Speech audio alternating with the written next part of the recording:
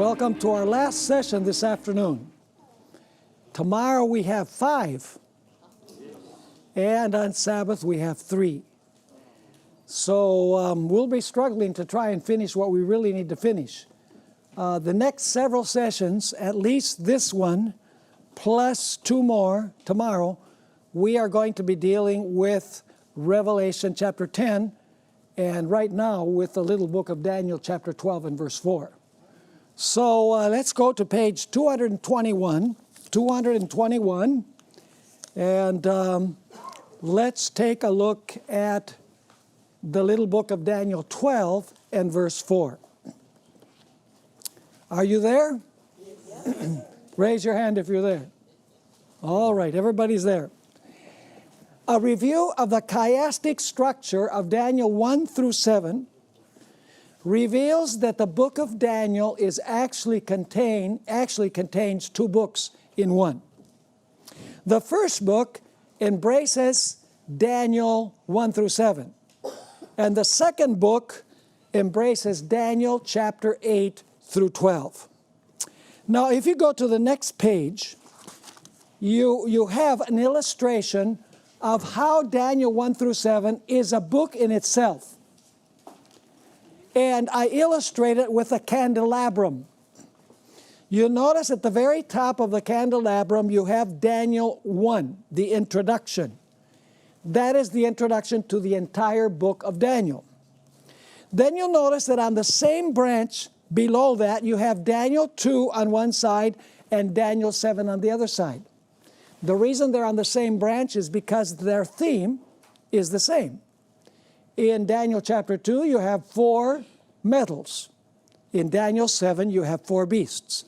Chain prophecies. That's why they're on the same branch of the candelabrum. Then Daniel 3 and Daniel 6 are also closely related, because both of them deal with stories that are very similar. In Daniel chapter 3, you have 3 young men that are thrown into a fiery furnace because they refuse to practice false worship. In Daniel chapter 6, you have Daniel thrown into a lion's den because he insisted on worshiping his God according to the dictates of his conscience. And then Daniel 4 and 5, you have a common theme as well, because in Daniel 4, you have the fall of Nebuchadnezzar for being arrogant, the king of Babylon. In Daniel chapter 5, you have the definitive fall of Belshazzar for his arrogance. So do you see the structure of the first half of Daniel, or the first book in Daniel? It's self-contained. Now, the first book then, just reviewing here at the bottom of page 222, you have in Daniel 7 a sequence of powers. We're going to go now to Daniel chapter 7.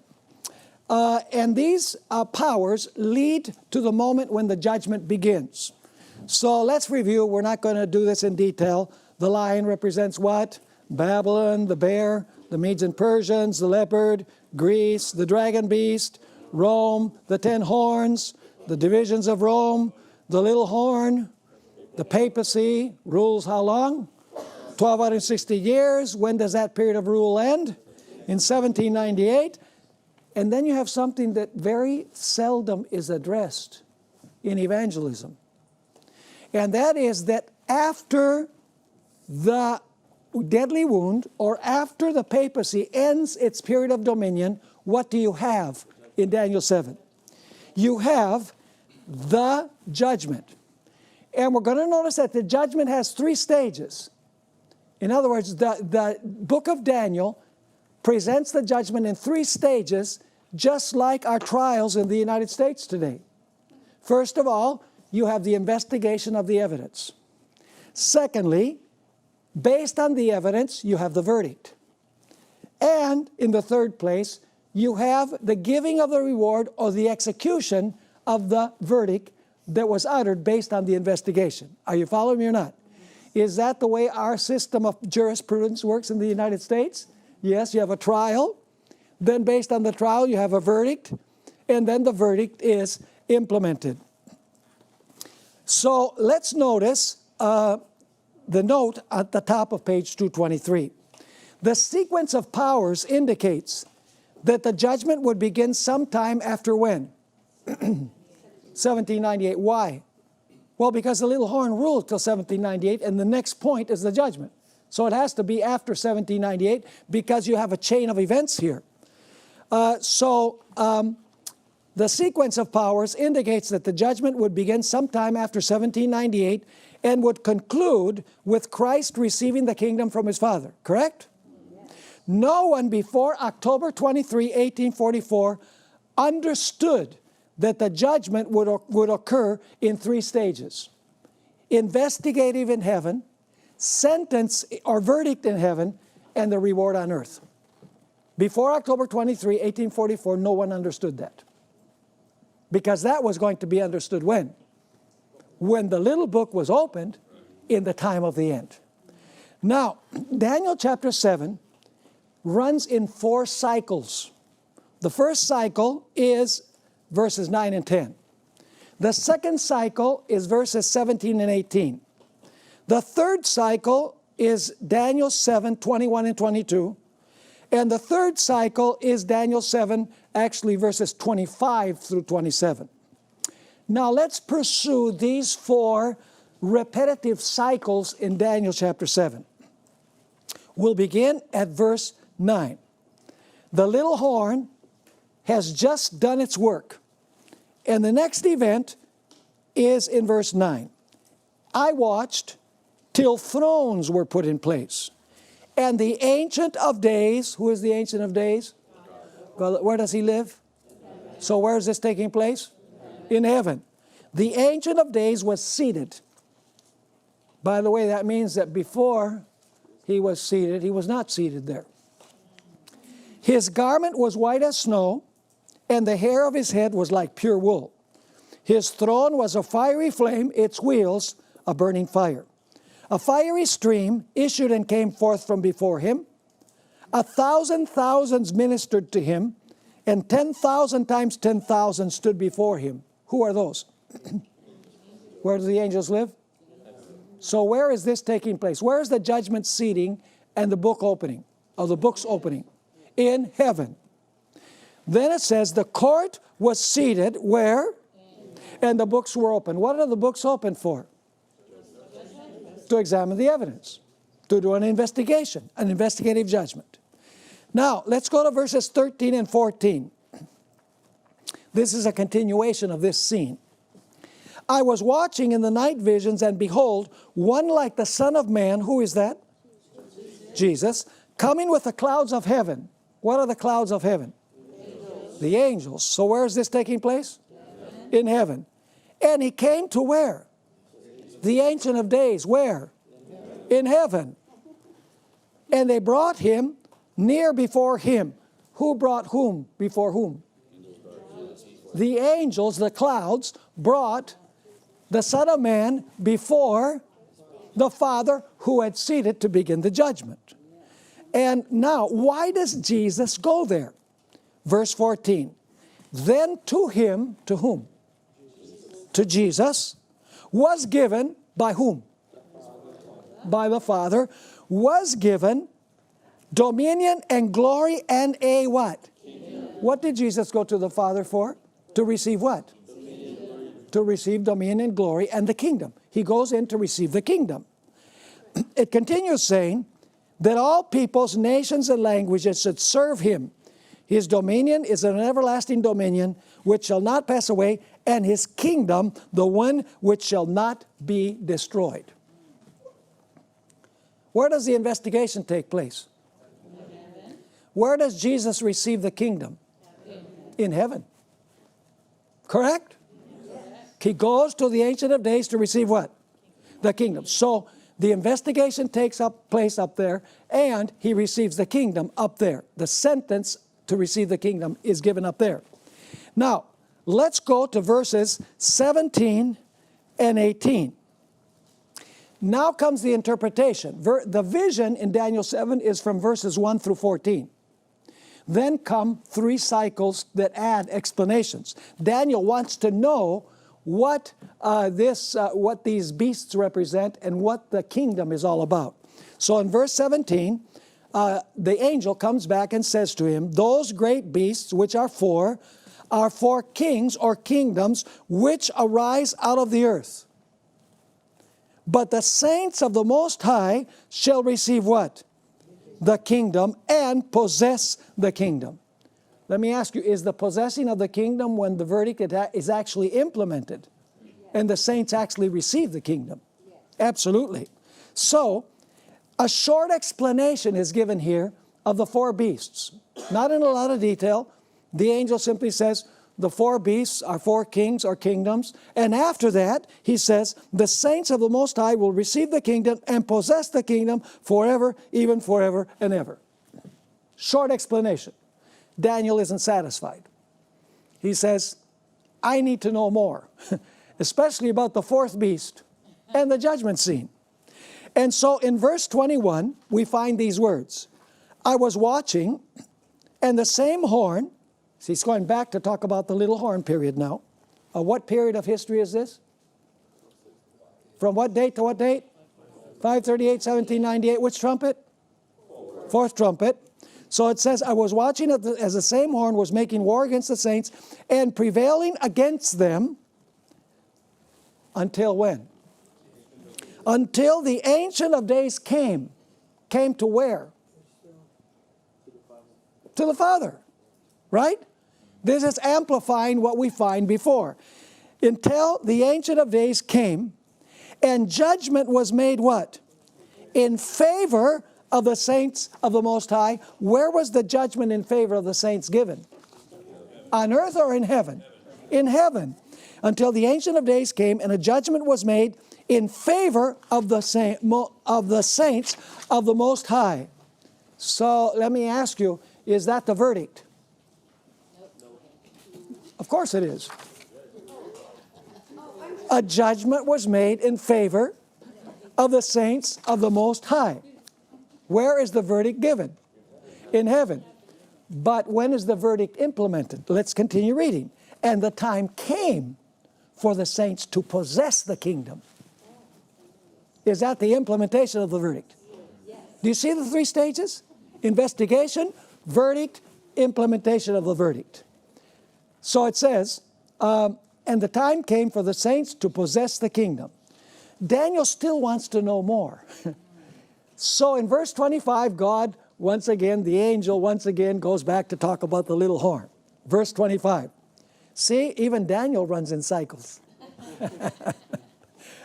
The little horn shall speak pompous words against the Most High, shall persecute the saints of the Most High, shall intend to change times and law, then the saints shall be given into his hand for a time and times and half a time. But then what's going to happen? But the court shall be seated where? We already noticed that that's in heaven. And what happens? The court is seated, and what is going to happen?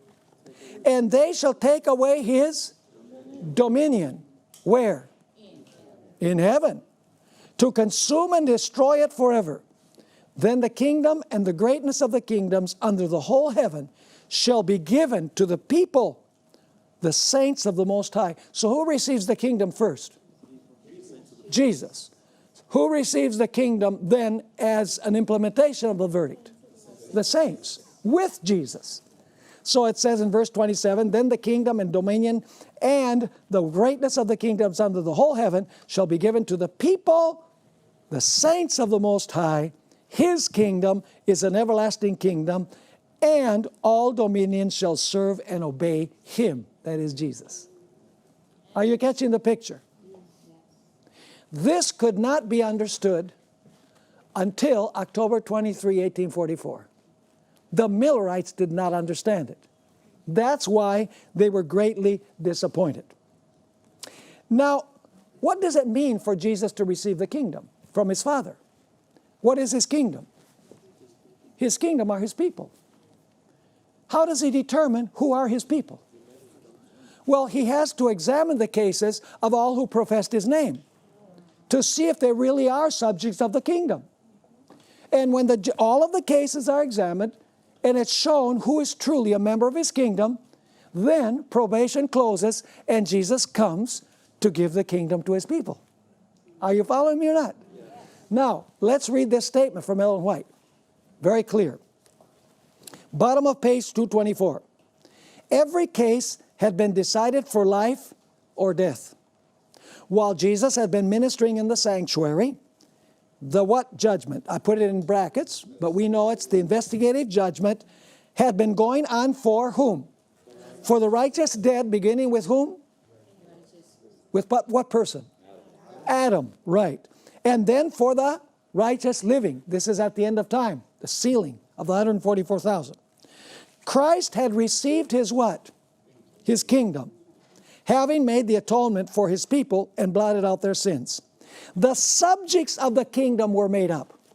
So what is the kingdom? The subjects of the kingdom were made up.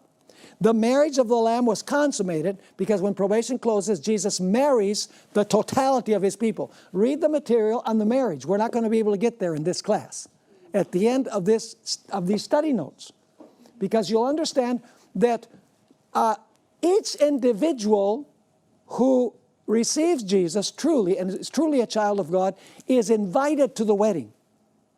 But the corporate totality is the bride. So the bride of Jesus at the end of time is all of the redeemed, his kingdom. But the individuals are invited to the wedding. It's a strange way of thinking, but that's the way that it is. And if you read the material, it'll become very, very clear. She continues, by the way, taking the kingdom and marrying his kingdom is the same thing. Two different ways of saying the same thing. So it says, the subjects of the kingdom were made up, the marriage of the Lamb was consummated, and the kingdom and the greatness of the kingdom under the whole heaven was given to whom? To Jesus. And to whom else? The heirs of salvation. Is that what Daniel 7 said? That the kingdom is given to Jesus and then to the heirs? Yes. And Jesus was to reign as King of Kings and Lord of Lords. Let me give you an illustration of what happens during the investigative judgment. I want you to imagine the time when the case of John Huss appears before the heavenly court. We don't know when that was. It's in chronological order according to when a person lived. So let me ask you, was the judgment against John Huss a travesty in justice? Yes. Was he innocent? Yes. And yet the innocent died, and those who were guilty lived. How much justice is there in that?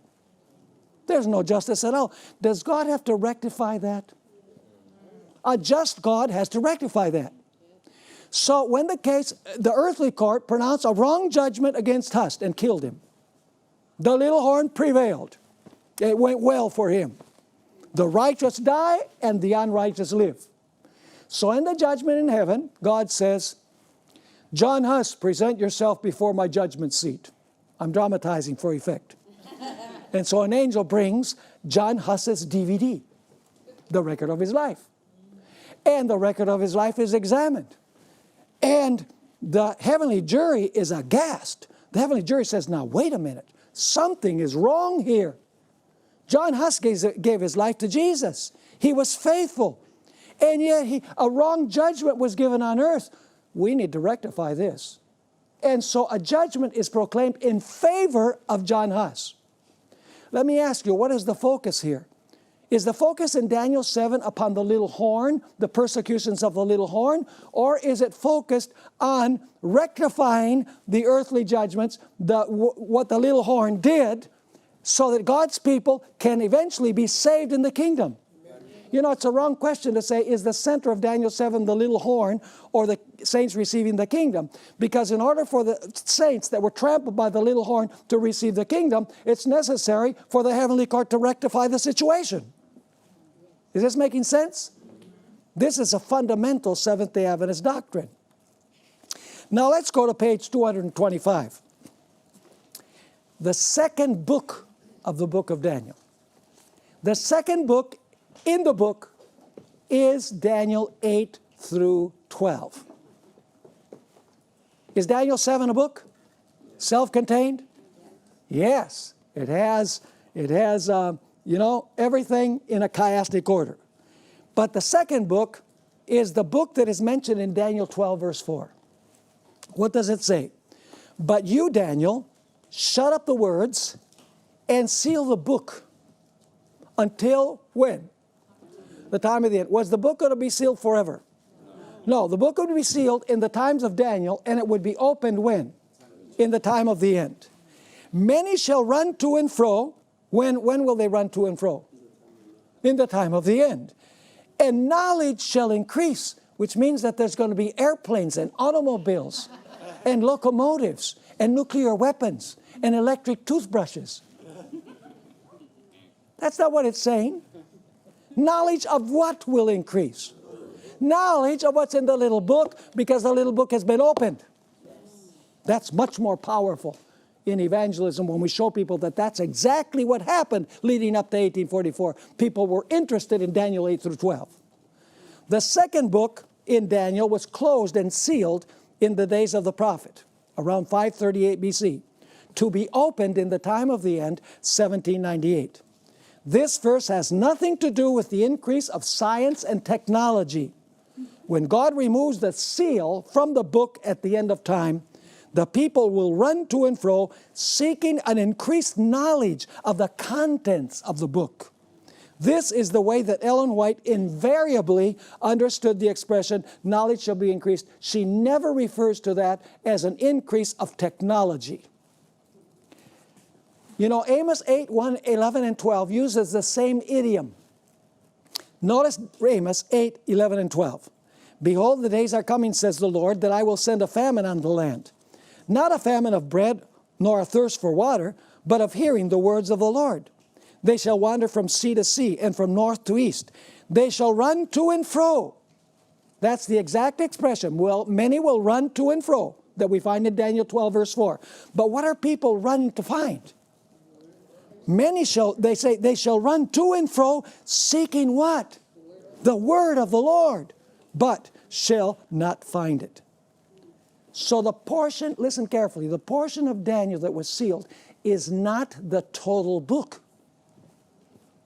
It is Daniel 8 through 12, and not even all of Daniel 8 through 12.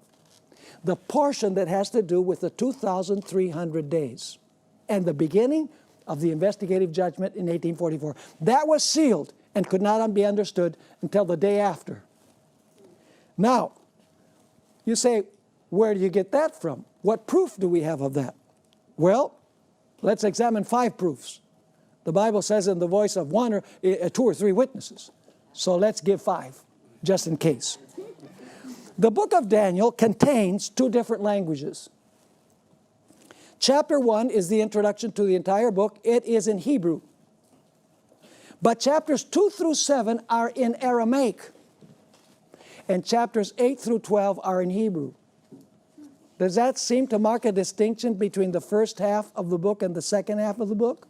The change in language? Absolutely. That's one evidence that you're dealing with 2 books within a book.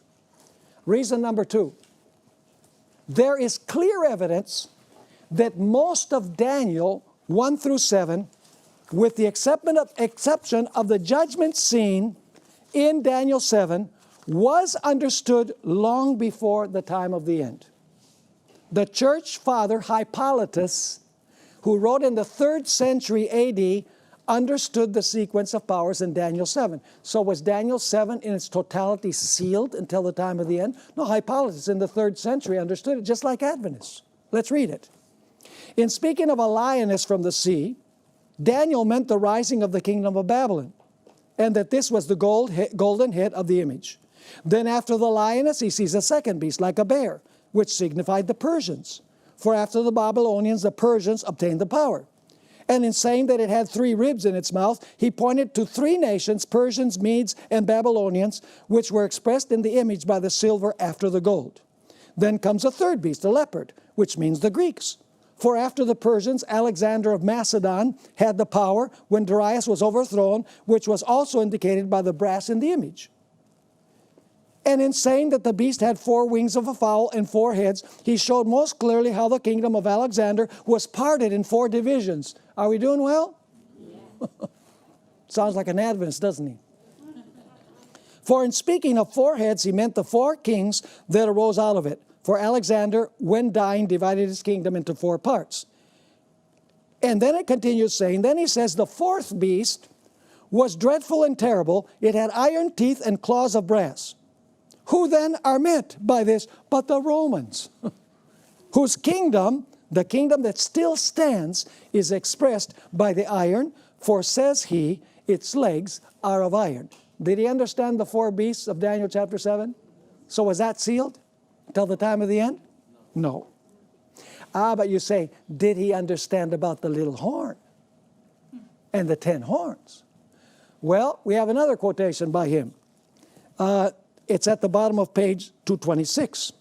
Let us look at what is before us more carefully and scan it, as it were, with open eye. The golden head of the image is identical with the lioness by which the Babylonians were represented. The golden shoulders and arms of silver are the same with the bear, by which the Persians and Medes are meant. The belly and thighs of brass are the leopard, by which the Greeks who ruled from Alexander onwards are intended. The legs of iron are the dreadful and terrible beast, by which the Romans who hold the empire now are meant. The toes of clay and iron are the 10 horns which are to be, because that hadn't happened yet. The one other little horn springing up in their midst is the Antichrist. Now there's one thing that Hippolytus did not understand. What is it that he did not understand? Let's finish reading the statement. The stone that smites the image and breaks it in pieces, and that filled the whole earth, is Christ, who comes from heaven and brings judgment on the world. Is that correct? So Jesus comes to this earth to judge. No. Did he understand that there was going to be a heavenly judgment before Jesus came in judgment to this world? Absolutely. So he understood everything in Daniel 7 except the judgment in heaven. Now, the evidence from these quotations indicates that Hippolytus understood everything about Daniel 7, except one vitally important detail: the investigative pre-Advent judgment in heaven before the second coming. According to the understanding of Hippolytus, the judgment would take place when Jesus comes from heaven to earth to judge the world and establish his everlasting kingdom. Is that what the Millerites believed before 1840, before October 22? Absolutely. However, as we have already noted, in the investigative judgment, the verdict takes place where? In heaven, before Jesus returns to the earth. We should note that people could understand some portions of Daniel that found their fulfillment before the time of the end. For example, could people understand the historical sections of Daniel 1 through 6 before the time of the end? Could they understand the arrival of Babylon and his Daniel and his friends in Babylon and so on, chapter 1? Could they understand to a great degree what's in Daniel 2? Could he understand the 3 young men that were thrown into the fiery furnace? Could they understand the case of Nebuchadnezzar going insane for 7 years? Could they understand the fall of Babylon and Belshazzar? Could they understand Daniel thrown in the lion's den? Yes, and the majority of Daniel chapter 7, with the exception of the investigative judgment in heaven. Incidentally, parts of Daniel 8 through 12 could also be understood. Could people understand the 70 weeks before October 22, 1844? Yes, many people understood the 70 weeks because that had already been fulfilled in Christ. Could people understand the ram and the he-goat of Daniel chapter 8? Sure. You don't need to be a rocket scientist. It says that the ram represents the Medes and Persians and that the he-goat represents Greece. And that the horn, the noble horn, is the first king, and the 4 horns represent the divisions of the kingdom of that first king. So that could be understood. You know, there was once a debate between 2 individuals, a church father by the name of Tertullian and a pagan philosopher called Porphyry.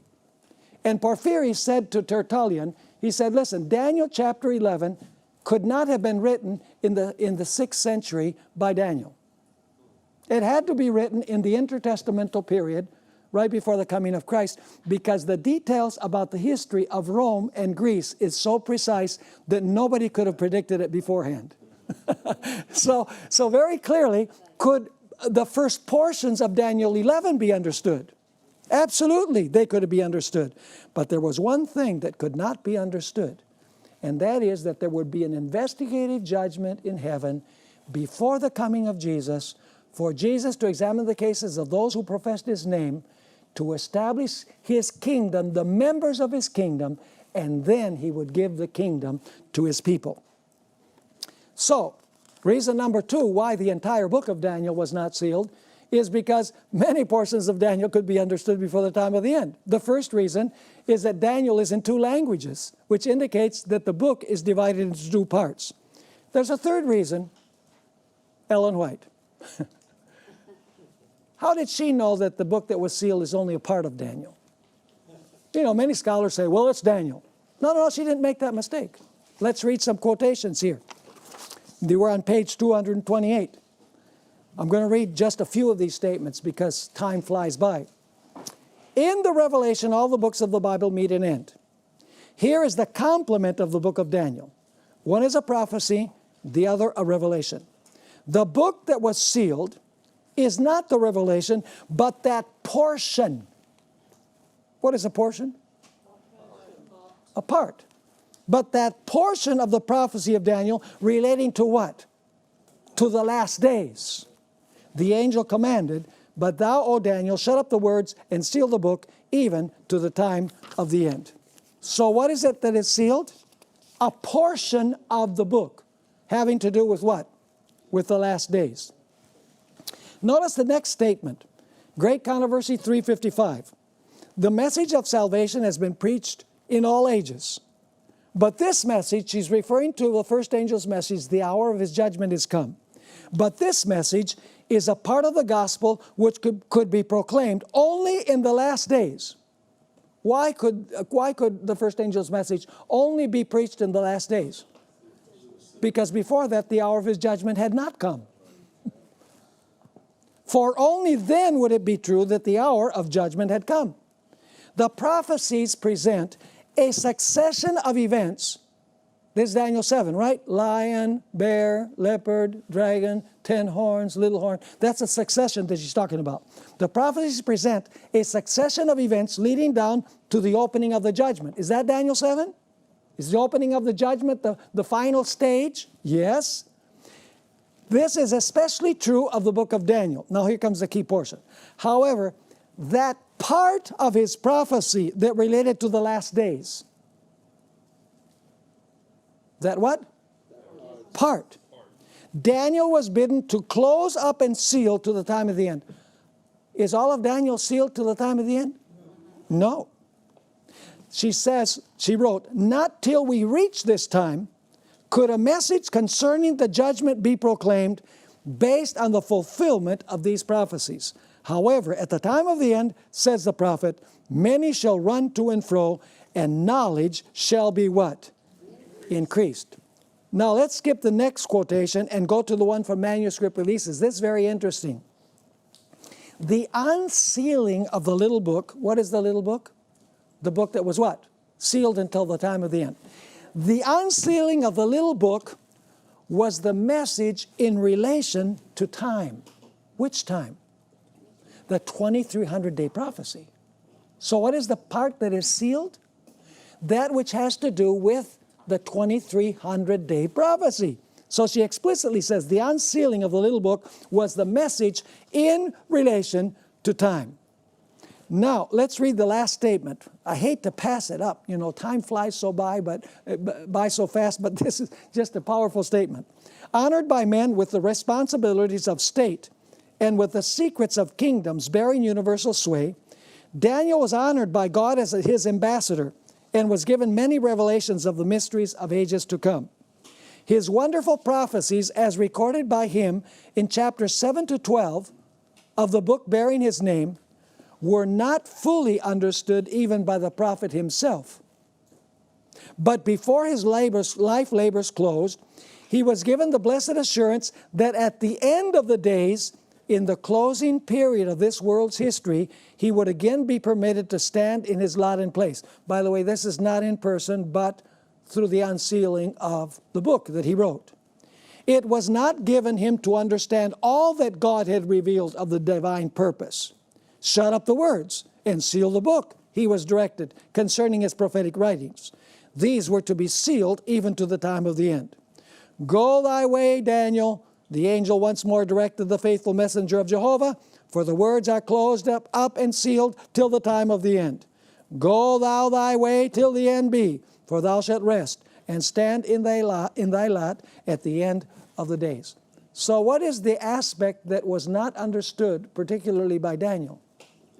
It was the event that had to do with time, the prophecy of the 2300 days. So are you understanding reason number 3? Now let's go to reason number 4. The internal evidence of Daniel 8 through 12 proves beyond any doubt that these chapters compose the little book sealed until the time of the end. In other words, when you examine the chapters themselves, you discover this. These chapters have a central theme that bonds them together.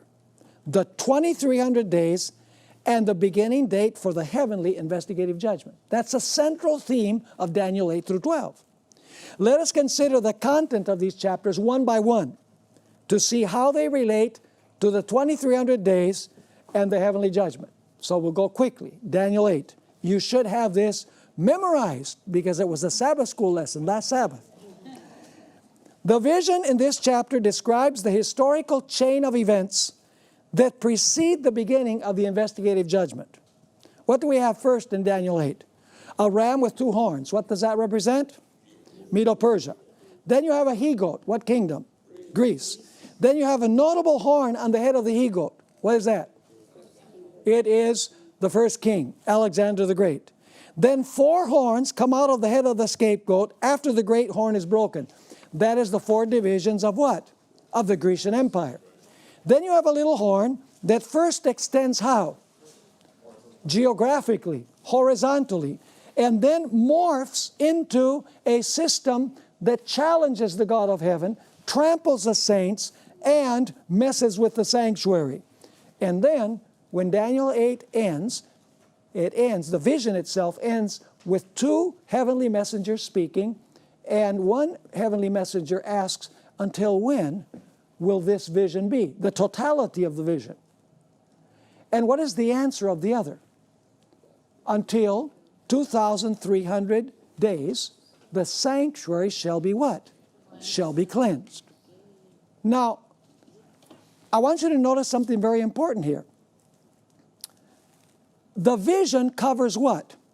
The question is, until when is the vision? The vision covers from Medo-Persia to what? To the cleansing of the sanctuary, right? Now remember that because we're going to come back to that. The vision, until when the vision, is the same word vision that is used early in the chapter to describe Medo-Persia, Greece, the first king, the 4th king, the little horn geographically, and the little horn vertically. So this covers the entire vision that has been given in Daniel chapter 8. And then the interesting thing is that Gabriel comes and he tries to explain to Daniel particularly the time element of this prophecy. And what happens with Daniel? He just can't get it. The chapter ends by saying, I didn't understand. But do you know what he didn't understand? There's 2 words for vision in Daniel 8. Unless you're able to go to the Hebrew, you would never know it. The first is the word shazon, which describes the entire vision, from Medo-Persia all the way till the cleansing of the sanctuary. The second word is mare, and the word mare applies only to the 2,300 days of the vision. It's specialized in that particular point. And at the end of Daniel 8, Daniel doesn't say, I didn't understand the chazon. Daniel says, I did not understand the mare. I did not understand the 2,300 days. So in Daniel 8, Daniel gets sick, And Gabriel was not able to finish the explanation. Did Gabriel give an explanation of when the 2300 days begin in Daniel 8? No. Did he explain when they end? No. He just said 2,300 days. So now Daniel is confused because God had said that Israel was going to be captive for 70 years. Then they would go back and they would reestablish their temple and they would build the walls. They would establish their religion. And now he says 2,300 years. That means then that probably we were so sinful that God has decided that he's going to extend the period from 70 years to 2,300 years. So in Daniel chapter 9, the very next chapter, the chapter begins and Daniel is studying the prophecy of the 70 years. Why is he studying the prophecy of the 70 years? Well, because he can't make sense of 70 years versus 2,300 years. And then after it says that he's studying the 70 years, then the text tells us that Daniel begins a prayer.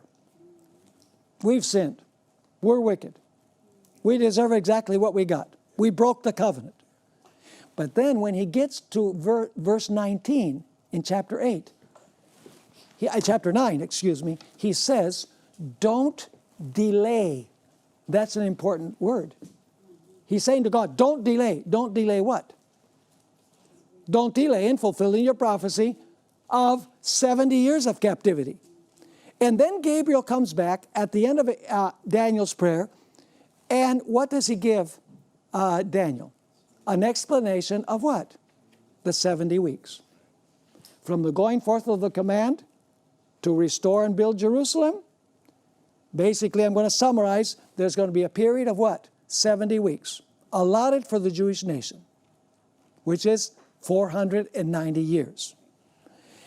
The 490 years are the first part of which prophecy? The first part of the prophecy of the 2300 days, and it gives us the what? The starting point. So is Daniel 9 related to the 2300 days? Yes, gives us the starting point.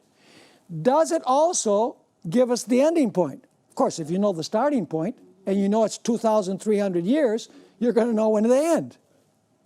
So the 70 weeks are the first part. It gives us a starting point for the prophecy that was given in Daniel chapter 8. Are you with me so far? Then in Daniel chapter 10, we have an interesting battle. That's the lesson for this week. By the way, it is a very important chapter. Have you ever heard a sermon in Daniel 10? It's not one of the chapters that we study, but it is crucially important. There's an entire chapter in these study notes on Daniel chapter 10, which you need to take a look at. But now I can only give you a synthesis of how it's related to the 2300 days. Now let me ask you, in order for the 2300-day prophecy to be fulfilled, was it necessary for Israel to go back to their land to rebuild the temple? Of course. But in order for them to go back to their land to rebuild the temple, the Medo-Persian king needed to give a what? A decree. So there are two individuals struggling with Cyrus. One is called the Prince of Persia, and the other one is called Michael. Actually, it's Gabriel first, and then Michael. And they're struggling. What are they struggling about? They're struggling with the mind of Cyrus for Cyrus to give the decree for God's people to go back and to rebuild the temple, and then ultimate decrees will give them permission also to establish the theocracy so that the prophecy of the 70 weeks can begin on time. You think Satan was able to interpret the prophecy of the 70 weeks and the 2300 days?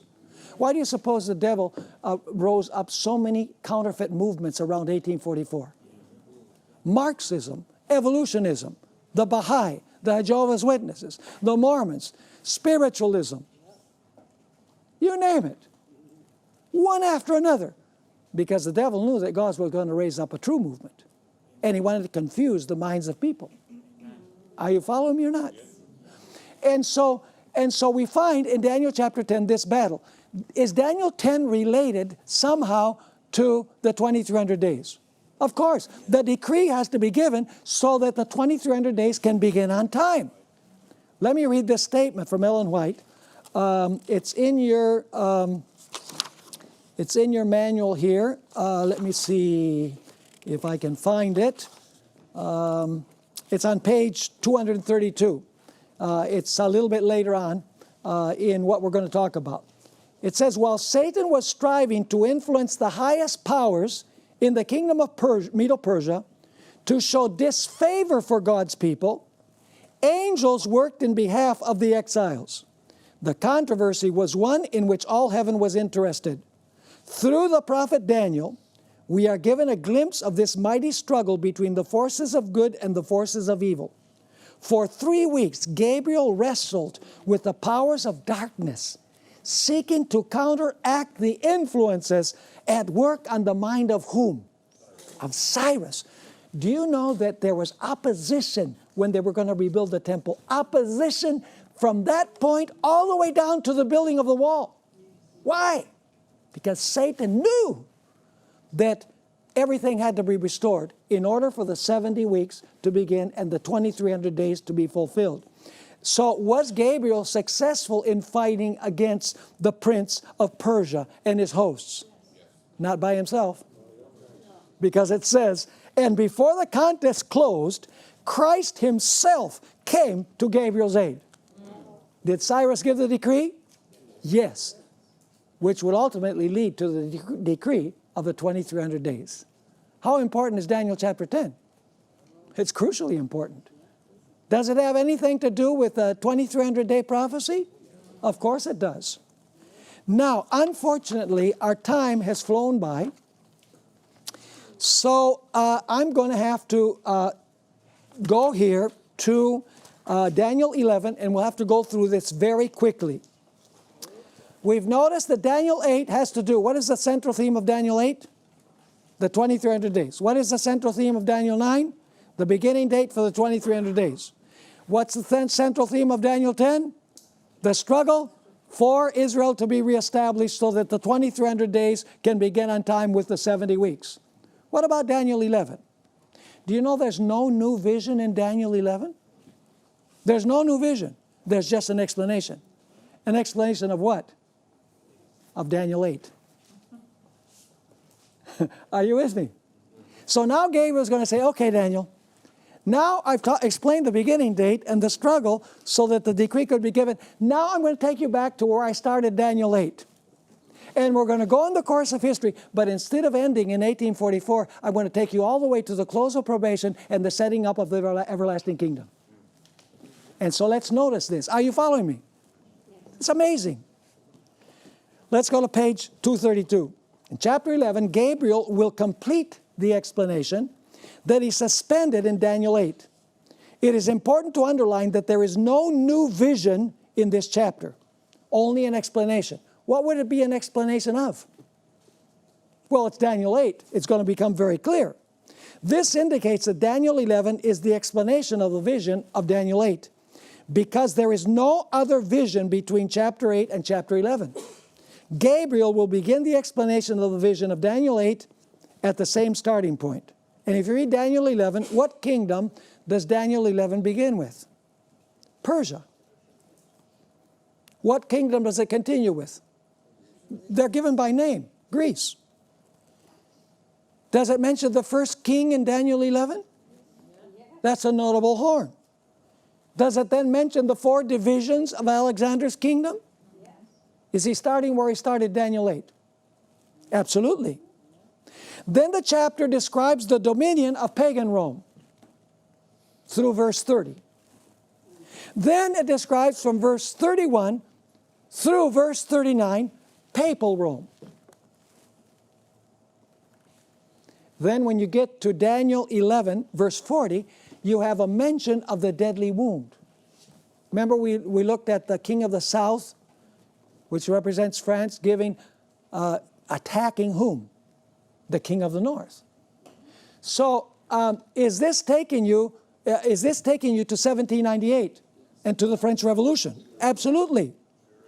But the vision takes us well beyond the 1260 years of papal oppression to the final persecution of God's people when the king of the north's wound is healed. Have you noticed in Daniel 11, after it says that the king of the south attacks the king of the north, that suddenly the king of the north overwhelms everything? So, is the deadly wound given to the king of, by the king of the south to the king of the north the last end of the story? No, because then the king of the north goes out and conquers everything. We're on page 233. When the king of the north goes out to destroy and annihilate God's people and sets up in a strategic point to deliver a final death blow, what happens? Michael stands up. Do you know what that is? That's the end of the judgment that began in 1844.